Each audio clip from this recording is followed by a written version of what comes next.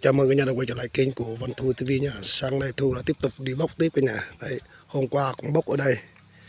Hôm nay là tiếp tục bóc đây tiếp.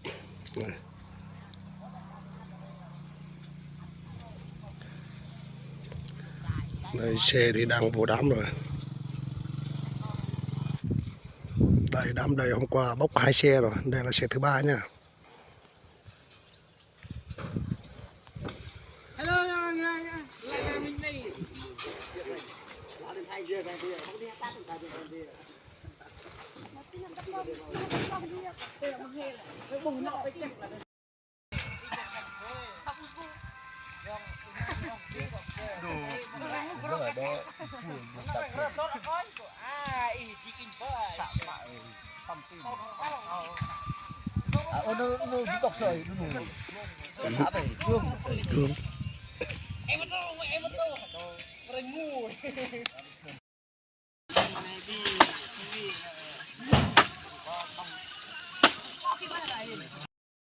Phương thì đỡ được.